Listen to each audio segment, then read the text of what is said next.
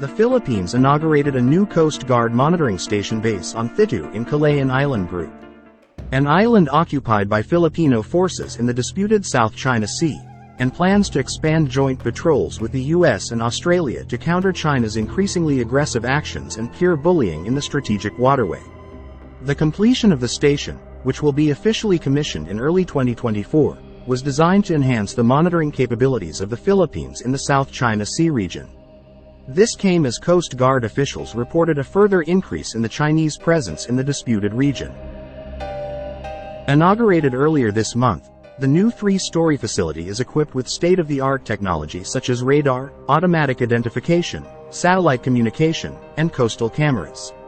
Manila's outpost of Thitu is its biggest and most strategically important in the South China Sea, largely claimed by Beijing despite conflicting territorial claims by several regional nations. Known locally as Pag-asa, Thitu lies about 300 miles or 480 kilometers west of the Philippine province of Palawan. Home to about 200 people, it is used by Manila to maintain its territorial claim. A new Coast Guard station on the contested island of Thitu in the South China Sea, boosting Philippines' ability to monitor movements of Chinese vessels and aircraft in the busy disputed waterway. As tension mounts over territorial claims in the area, the Philippine Coast Guard had early this year spotted a Chinese Navy ship and dozens of militia vessels around the island, one of 9 features Manila occupies in the Spratly Archipelago. High seas face-offs between Chinese and Philippine ships have intensified this year in the contested waters, fueling fears of a larger conflict that could involve the United States. The U.S. has repeatedly warned that it's obligated to defend the Philippines, its oldest treaty ally in Asia, if Filipino forces come under an armed attack, including in the South China Sea. The behavior of the Chinese Coast Guard, People's Liberation Army Navy and Chinese militias are sometimes unpredictable. They do not adhere to the international order and to the rule of law of the seas. What China's describing as gray zone tactics are pure bullying, and it's purely illegal. Dwarfed by China's military might, the Philippines decided this year to allow an expansion of the U.S. military presence in its local camps under a 2014 defense pact. It also recently launched joint sea and air patrols with the United States and Australia in a new deterrence strategy that puts the two allied powers on a collision course with Beijing. On related news, Japan has delivered to the Philippines the first unit of a long-range air surveillance radar system to be used by the Philippine Air Force. It was part of the first major deal on military hardware that Japan had reached with another country since easing its self-imposed prohibition on arms exports. The 5.5 billion pesos shipment was made last month while work is ongoing on the remaining units for future delivery, the Japanese manufacturer Mitsubishi Electric Company said in a statement last week. The company made the announcement on the eve of the arrival of Japanese Prime Minister Fumio Kishida in Manila for a 2-day official visit. For Japan, the Philippines is a strategic partner that will share basic defense values, and to enhance cooperation in defense equipment and technology. This is important for ensuring peace and stability in Japan and the region, particularly in South China Sea. In 2014, Tokyo lifted its arms export ban for the first time since its defeat in World War II. On the Philippine side, the Department of National Defense ordered 3 fixed and 1 mobile long-range air surveillance radars in 2020 for 5.5 pesos billion under a government-to-government deal. In an earlier statement, the Philippines Department of National Defense said the upgrade was expected to help detect, identify, and correlate any threats and intrusions within the country's exclusive economic zone. The first radar delivered in October was installed in a location facing the West Philippine Sea. The country's EEZ and the West Philippine Sea in general have been the site of recurring tensions between Philippine and Chinese Coast Guard vessels, leading to on and off diplomatic rifts between Manila and Beijing. The new Warning and Control Radar System, FPS-3ME, can detect multiple fighter jets and ballistic missiles. The FPS-3ME is an improved version of the FPS-3 radar, which has been used by the Japan Air Self-Defense Force, according to manufacturer Mitsubishi Electric Corporation. The Japanese company in August 2020 signed a contract with the Philippine Defense Department worth about $100 million for 4 FPS-3ME radars. Domestic production for the first radar concluded in October 2022, and the Philippine Air Force received it last week. The second radar is meant for the Philippine Navy, and its acquisition is made possible thanks to $4.2 million from a Japanese-run security assistance program, according to the Japanese and Philippine governments. Neither the Japanese government nor Mitsubishi have disclosed the status of the remaining radar systems on order. The coastal radar systems are a vital addition to the armed forces of the Philippines' maritime defense capabilities and will bolster its ability to monitor and protect its extensive coastline, ensuring the safety and security of its seas. Philippines Armed Forces Modernization Plan. The third phase of the military's 15-year modernization plan, dubbed Horizon 3, includes the acquisition of multi-role fighter jets, radars, 2 additional Jose Rizal-class frigates, missile systems, helicopters and the country's first submarine fleet. Initial plans also included acquiring additional BrahMos missiles and high-mobility artillery rocket systems for the Army for coastal defense. The modernization effort began in 2013, but budget limitations have delayed progress. Defense Secretary Gilberto Teodoro told lawmakers last month that 10% of Horizon 1, meant to take place from 2013 to 2018, and about 53% of Horizon 2, scheduled from 2018 to 2022, are complete. However, in response to clashes between China and the Philippines in recent weeks, Manila is speeding up its acquisition plans, with the legislature earmarking 45 billion pesos in defense spending for 2024. Senators have relayed support in passing supplemental budgets for intelligence and materiel acquisitions related to South China Sea operations. Last week, the Defense Department ordered 3 C-130J-30 Super Hercules tactical airlifters for delivery in 2026, according to a news release from Lockheed Martin. The Philippines is also expecting to receive 2 BrahMos missile units in December from India, more Acero-class gunboats next year under a deal with Israel, 2 new landing dock platforms from Indonesia next year, 2 corvettes from South Korea around the 2025 and 2026 time frame, and 6 offshore patrol vessels also from South Korea in 2028. Horizon 3 requires 500 billion pesos spread out over the next 6 years, but it is unclear how the government intends to finance the program. However, some countries have offered assistance. For example, France pitched its Scorpene diesel-electric submarines as early as 2019, and its proposal includes helping the Philippines Navy develop its base in Zambales. Others bidding to supply the Philippines with submarines include Spain, which submitted a $1.7 billion offer to supply 2 S-80 submarine, and South Korea's Hanwha Ocean, which updated its proposal last month for 2 Jongbogo 3 diesel-electric submarines.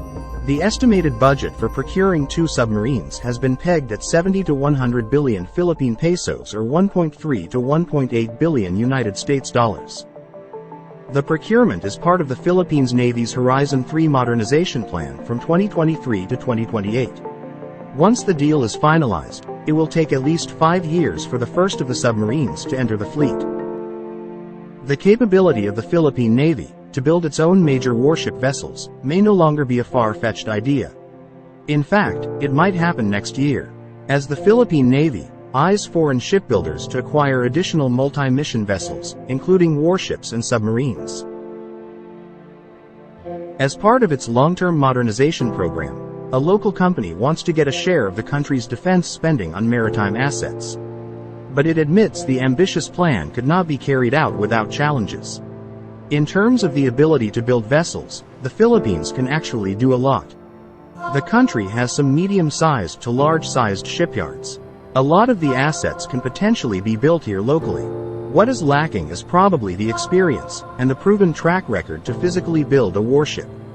On the upside, tapping local shipyards to build the Navy's warships can be good for the economy, particularly the labor sector. Earlier this year, the Philippine Navy's capability to build its own warships, particularly the small and hard-hitting fast-attack interdictor craft missile, FAICM, got a needed boost after Israel Shipyards Limited transferred the documents and keys of a newly refurbished shipyard to its possession. The upgraded shipyard is located at Naval Station Pascual Ledesma in Cavite City. The newly refurbished naval shipyard will facilitate the local construction of the 3 FAICM vessels, which will form part of the fleet of Philippine Navy's Acero-class patrol gunboats. Its formal handover ceremony was lined up last May as part of the Navy's pre-anniversary activities. This is a significant milestone for the shipbuilding capability of the Philippine Navy and at the time boosts the country's self-reliant defense posture program, one of the current 10-point agenda of the Department of National Defense. The 32-meter-long fast-attack interdictor craft missiles are high-speed vessels equipped with quick interceptability, remote-stabilized weapons, and short-range missiles that are capable of delivering precision strikes against larger hostiles and high-value targets on land and sea. 4 of the fast-attack interdictor craft missiles will be armed with non-line-of-sight missiles with pinpoint accuracy and a range of 25 kilometers, while the other 5 will be armed with Typhoon-mounted 30mm main cannons and .50 caliber heavy machine guns. The acquisition of these fast-attack interdictor craft missile is among the 2019 projects approved by former President Rodrigo Duterte's under the Horizon 2 list of the Armed Forces of the Philippines Modernization Program. The Philippines can develop its own shipbuilding industry to ensure the military will have the capability to secure the country and its territorial waters from piracy, terrorism and encroachment. China's foreign ministry has defended the behavior of its vessels in the waterway and said Beijing will firmly safeguard what it views as its territorial sovereignty. Since taking office in 2022, Philippine President Marcos Jr. has taken a stronger stance over the South China Sea than his predecessor, Rodrigo Duterte's, amid the wider power struggle that has been playing out in the region for years. The South China Sea is widely seen as a potential flashpoint for global conflict, and the recent confrontations between Manila and Beijing have raised concerns among Western observers of potentially developing into an international incident if China, a global power, decides to act more forcefully against the Philippines, a U.S. treaty ally. Washington and Manila are bound by a mutual defense treaty signed in 1951 that remains in force, stipulating that both sides would help defend each other if either were attacked by a third party. Marcos has strengthened U.S. relations that had frayed under his predecessor, with the two allies touting potential future joint patrols in the South China Sea. Philippine Defense Secretary equated Chinese behavior in the region to that of a schoolyard bully. Recent incidents that have the region on edge include Chinese water cannons blocking the resupply of a shipwrecked Philippine military outpost, and a lone Filipino diver cutting through a floating Chinese barrier. Earlier this year, the Philippine Coast Guard accused a Chinese Coast Guard ship of pointing a military-grade laser at some of its crew, temporarily blinding them.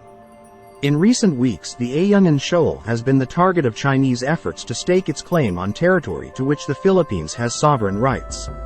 Chinese ships have been blockading the entrance to the shoal to ward off attempts to deliver supplies to the military outpost at the atoll. Resupply boats have been playing a deadly cat-and-mouse game with Chinese vessels to preserve the lifeline for the Philippine troops stationed at Ayungin. The harassment by Chinese vessels, which includes firing a water cannon at a Philippine boat, has been documented on video as evidence of the brazen disregard for Philippine sovereignty. Beijing has been unmoved by the close to 100 diplomatic protests filed by Manila and continues to build up its flotilla of military and fishing vessels in the West Philippine Sea. The Philippines recently denounced Chinese aggression in the West Philippine Sea, in which the China Coast Guard attempted to obstruct the Philippine Coast Guard's resupply mission to BRP Sierra Madre in Ayungin Shoal. Today, China's biggest concern is the presence of the United States in the region. And though China's attempts to form a wider regional security agreement were rebuffed by members of the Pacific Islands Forum, it hasn't given up on the vision of having Chinese military vessels patrolling the South China Sea. Chinese People's Liberation Army Navy operating in the Indo-Pacific routinely shadow Western and Japanese ships operating in the region, particularly in areas where China claims sovereignty such as the South China Sea.